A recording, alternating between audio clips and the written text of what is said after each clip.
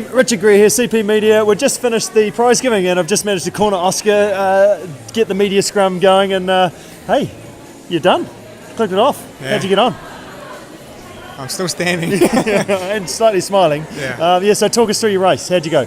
I knew what I could do, and I'm pretty monotonous, and get my metronome out and started clicking them off, and had a couple of bad patches, but knew what I had to do to run close to what I wanted to run, and went a little bit pear-shaped, but full credit to Maddie and Jamie, who was out on course. They just sort of said, just take it in chunks and keep going, and we'll see how we get on. And every sort of 3K was another 9.5 minutes ticked off, and then it was only 5 times 3K, and then 4 times 3K, and then 3 times 3K, and then I can do this. And then you get closer and closer, and then with a mile to go, you're like, just stand upright and keep moving. Yeah, cool. And let it all hang out, just empty the tank. So those tough spots, whereabouts do they happen?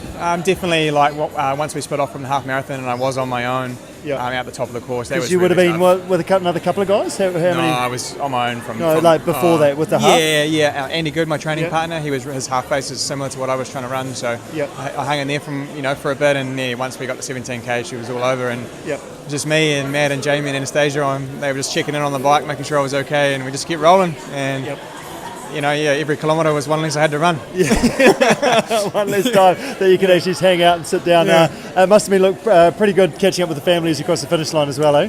Yeah, it just gives you good balance in life, mate, as you know. She doesn't know what I've done, and I like it that way.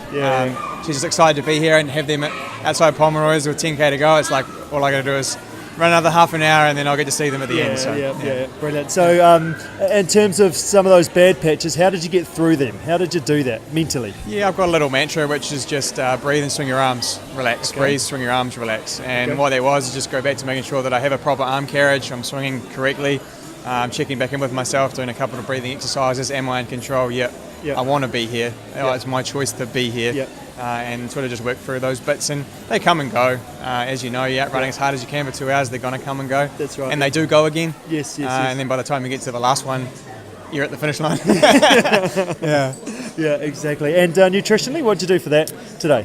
So I had an SOS rehydrated electrolyte in my bottles, and then I used the Morton gels, so I would have taken 4 of those, 4.5 of those, and then every drink station just took the drink and had a swig, even if it was a swish around the mouth, and spit it back out. Just conscious of the fact that it was cold, but we still need something in the system. And did you find that sort of slowed you down, or you definitely practiced that, but how did the pace go through that? It was fine. I was real consistent. Coming through in that last 4K, you saw the course. It was hard work. It was particularly between 36 and 40. There's a lot of the river was on the road, so we just did the best we could, and I did slow down, and that's probably to be expected given how fast we'd run for how long. But it's a PB. I've never run that fast before. That's the best day I've ever had. Yeah, exactly. And what about that course? Did you find dodging some of those puddles or just charging straight through them that sort of affected your legs or your hips? I got a short, choppy, uncoordinated stride anyway, mate. So it looks pretty coordinated when I see you go past me. Yeah, look, it is what it is. There were a few patches there where it was frustrating, but again, just Matt checked back in and just said, get back into your rhythm, find it again, you'll get going. I'm a cross-country runner, so... Yeah, right, that's where it starts. Nice. Yeah. And those guys are on course, how often were they with you? Because sometimes people can sort of talk to you too much. How did that work for you? No, it was fine. I had someone making sure my drinks were where I needed them to be. Jamie, my nutritionist, and his partner Anastasia, and then Matt just checked in every 10 minutes. He was just way off the back. I knew he was there somewhere. His presence was enough in those lonely bits, if you like, and every now and again he'd come up and just say the right thing, as as coaches often do. Sure. Nice. And what are you going to do to celebrate this? This is the fastest you've ever done. You've run a PB. That's pretty cool. I might have a lie down. A pie? I might have a pie. Oh man, I'll probably just sit on the floor and do a Gruffalo puzzle. So good.